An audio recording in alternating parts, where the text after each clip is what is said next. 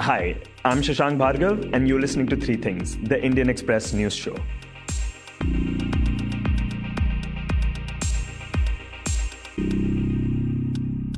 In this episode, we talk about the latest military level talks between India and China.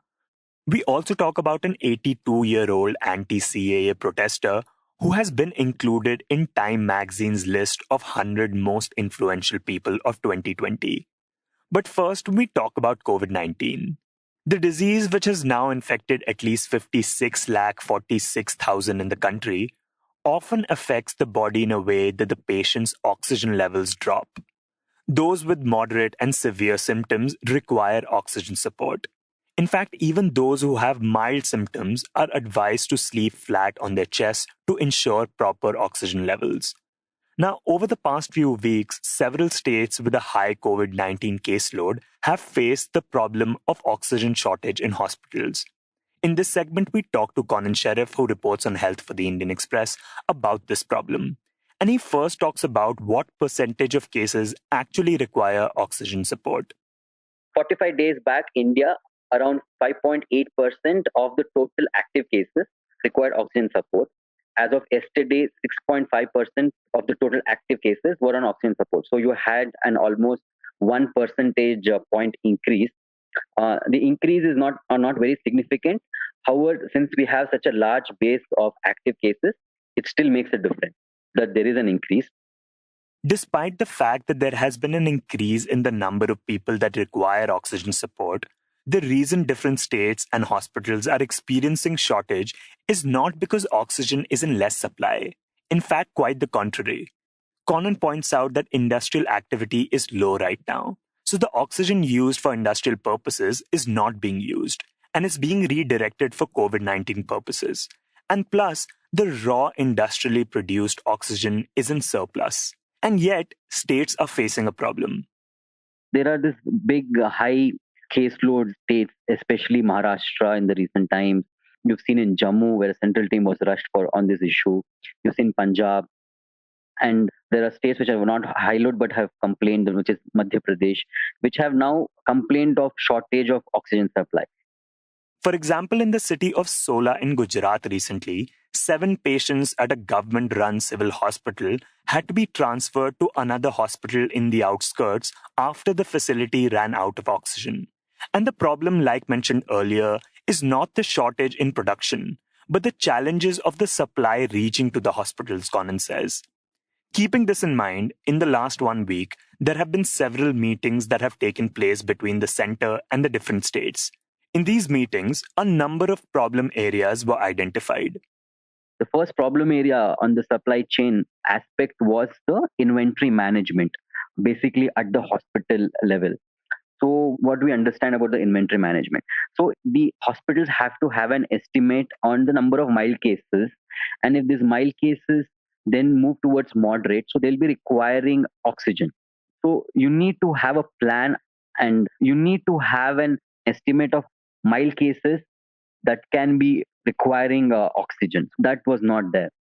Second was the fact that if these moderate cases, you need to have an estimate of how many moderate cases require oxygen, but in terms of volumes, that is 10 to 11 per minute, the oxygen, because that is the amount of oxygen that is required or recommended by the clinical management protocol. So the flow has to be at 11 liters per minute. The idea, in a way, is to regulate the amount of oxygen being given to the patients. Earlier this month, Maharashtra's health secretary had also advised all districts in the state to judicially use medical oxygen. But this advisory faced backlash from private doctors. Many said that a treating doctor has the right to decide the quantity of oxygen required for a patient. The state government had to issue a clarification 3 days later, stating that there was no intent of the state government to ration or restrict consumption of oxygen by any patient. With the central government now talking about something similar, the states in the meeting raised concerns about it too. Conan explains that in some cases of COVID 19, patients experience a cytokine storm. That is when a person's immune system experiences an overreaction that is so severe that it can cause the lungs to fill up with liquid and prompt organs to shut down. This is a situation when a person's oxygen levels need to be kept up above 95. Because if it falls below 95, then the patient is at risk of death. That's what is happening in the cytokine storm. But what doctors are not understanding, which also was then communicated to the states, that you have to just achieve 95, because there is not much of difference between a 95 and a 99. Most of the states were trying to attain 100%, which is not achievable. So what they have done is they've told now these hospitals that you have to just attain a 95, and there is no requirement for you to attain 100%.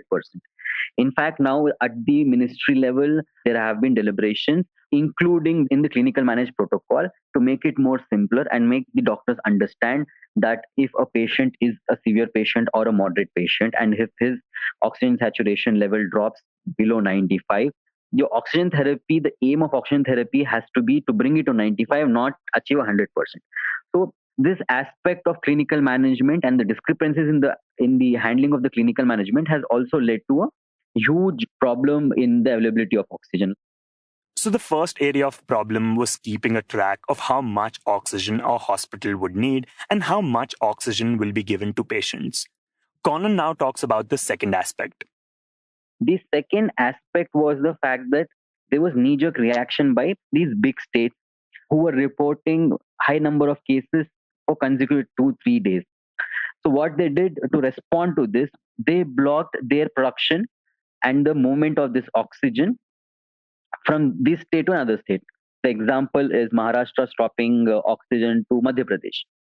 Madhya Pradesh largely depends on Maharashtra and Gujarat for its oxygen supply.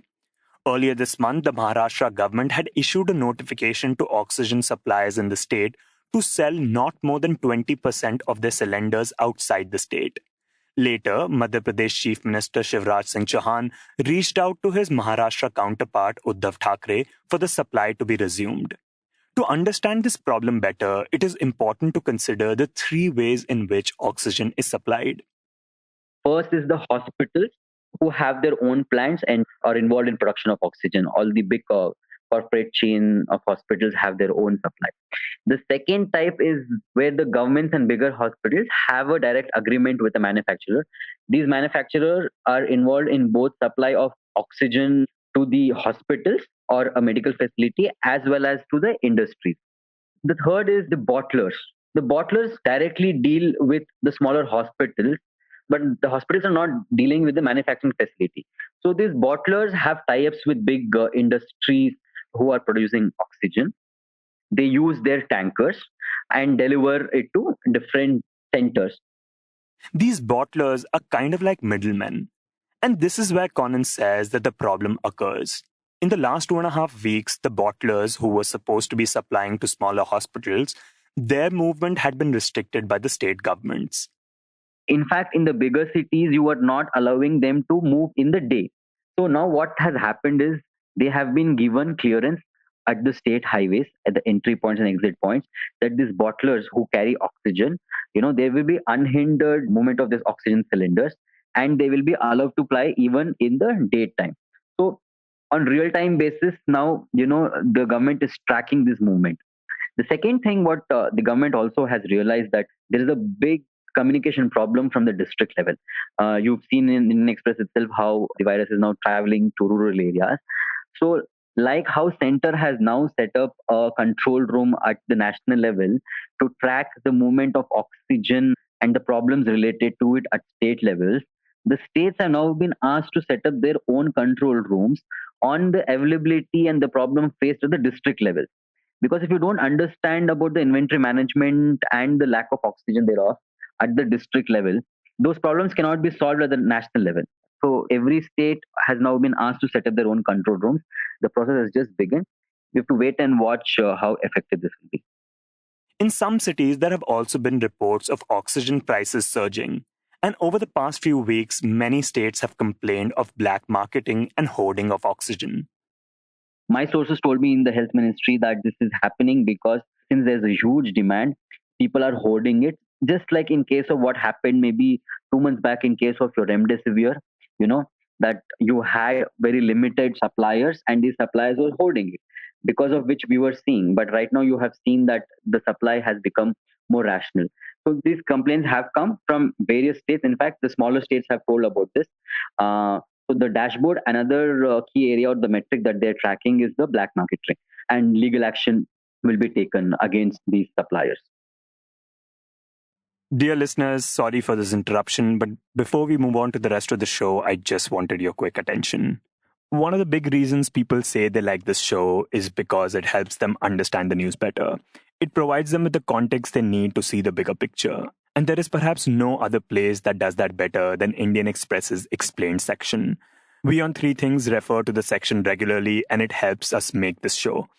If you're a regular reader of Indian Express, you know how useful the Explained section can be, especially when you're looking for in-depth analysis by the right experts. You can log on to indianexpress.com/explained and access the coverage 24/7. Explained by Indian Express, where news that matters is explained by experts who know the subject. Now, back to the show. And next, we talk about the India-China border crisis. As discussed previously on the podcast, the standoff between the two sides has now been going on for over 4 months now. The Chinese have transgressed along at least 4 points on the LAC in eastern Ladakh: Pangong Tso, the Galwan Valley area, Hot Springs, and Depsang. Over the past months, many diplomatic and military talks have taken place between the two sides. On Monday, the 6th round of military talks took place between Indian and Chinese military commanders.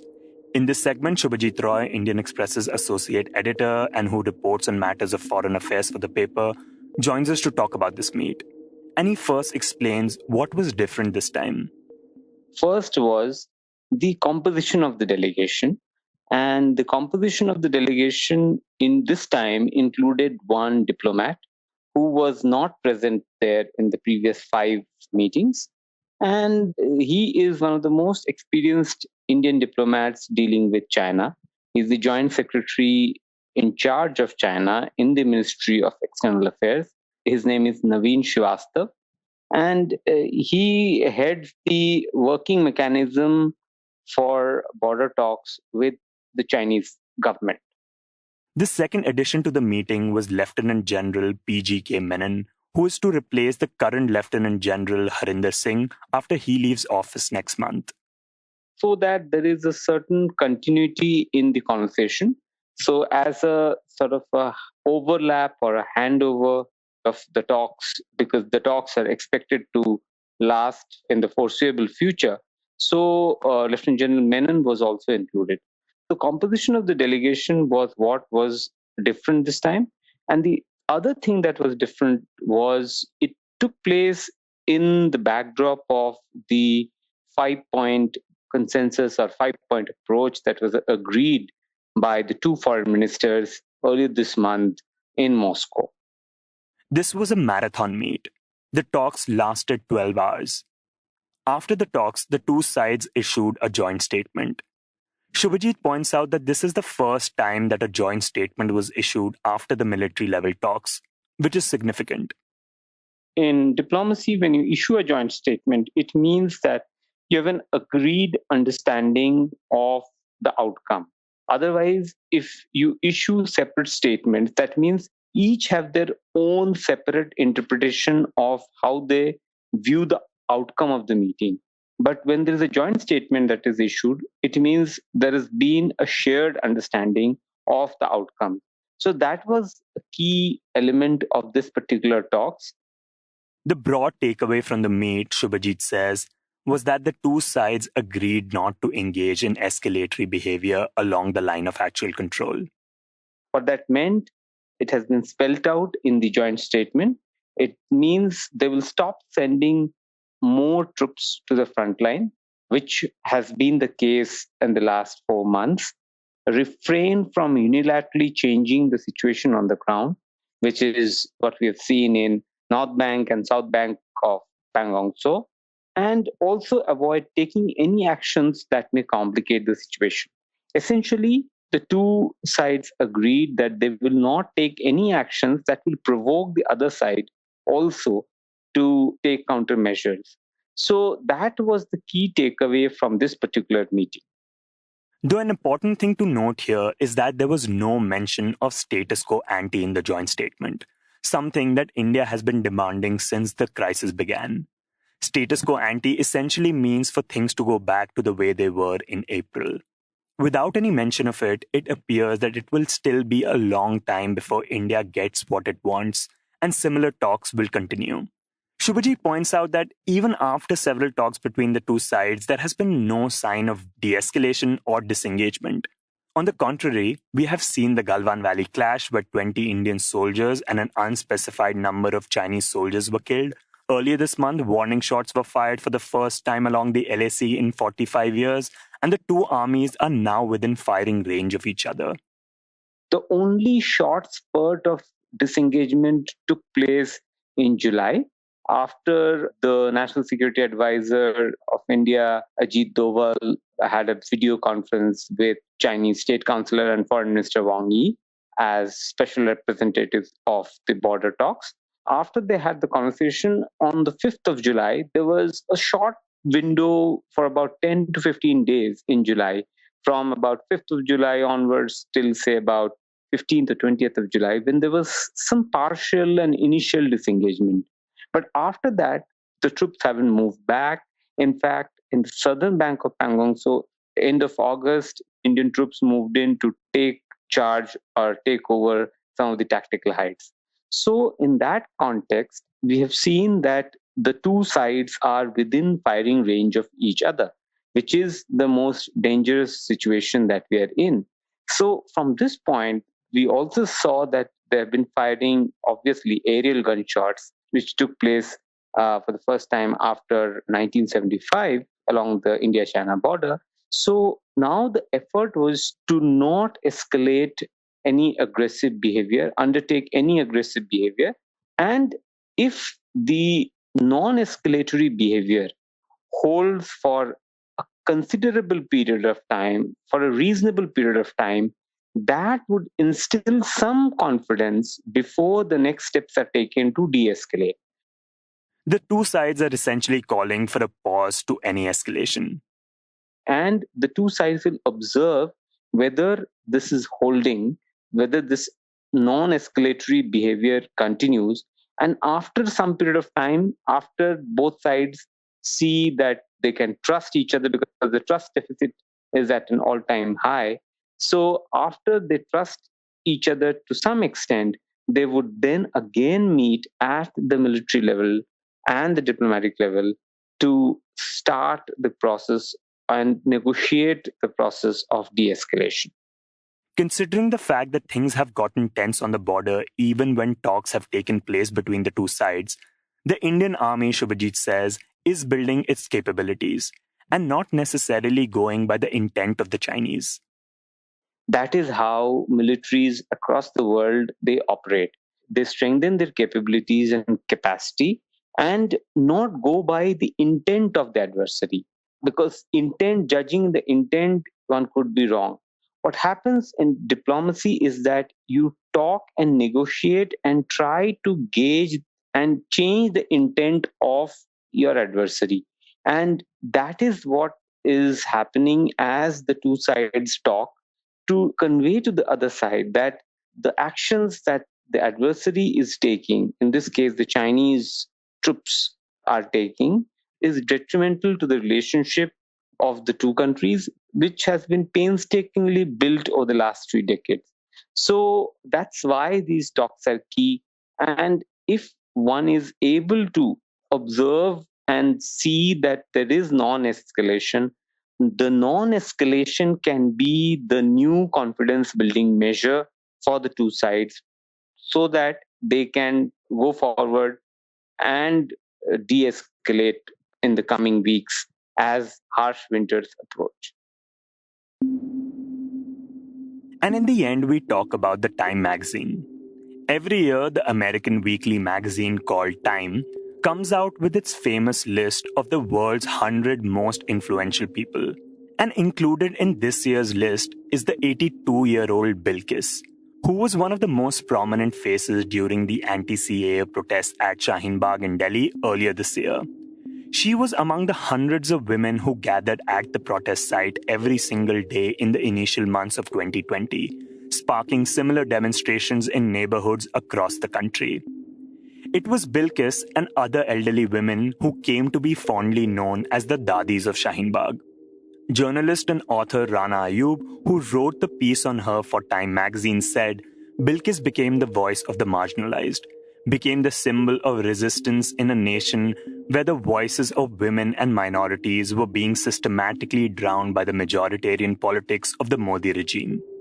The Shaheen Bagh protest went on for 101 days and was cleared by the Delhi police on March 24 in the wake of the coronavirus pandemic. At the time, the resilience of the Dadis of Shaheen Bagh was captured in poems, slogans, graffiti, and songs. In February, when an armed assailant fired at least 2 shots barely 50 meters away at the stage at Shaheen Bagh, Bilkis was at her spot near the stage. Back when the protests were going on, Indian Express had spoken to her.